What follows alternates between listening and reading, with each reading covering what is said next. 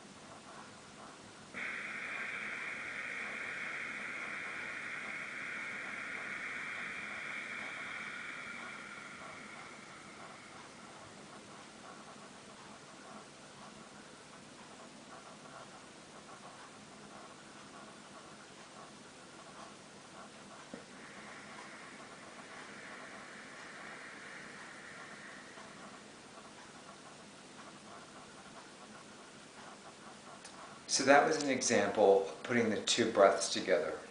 Retention at the top of the inhale, then letting go smoothly, and having retention at the bottom of the exhalation.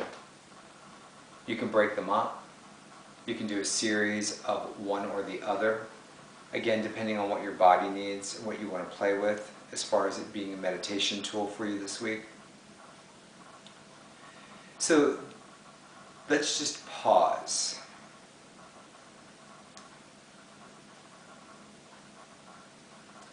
The next exercise that we did tonight was pretty much a visualization.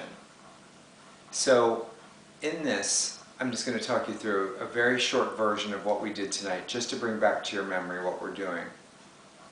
But this exercise in meditation is really good if you are being distracted by noise or conversation somewhere. If you decide that you wanted to meditate somewhere where there was a lot of conversation or activity going on around you, it's actually allowing yourself to form a spaciousness inside you, inside your body, inside your head, everything, so that it gives space for the sound to move through you rather than sticking anywhere on you or in you.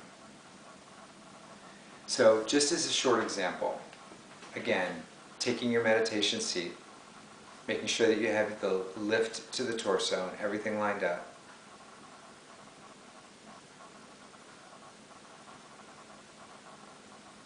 You can utilize the Ujjayi breath or just a regular breath, doing the total breath in and out, really filling up the lungs, exhaling all the way out.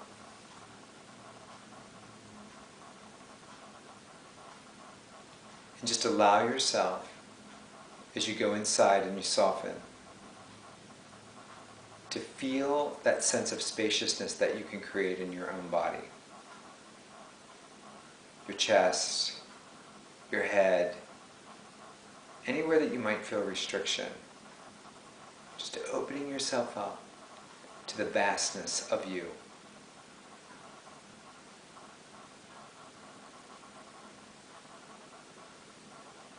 Then you allow your sense of hearing to be able to acknowledge the ticking clock, or perhaps anything that's in the room with you that you can hear.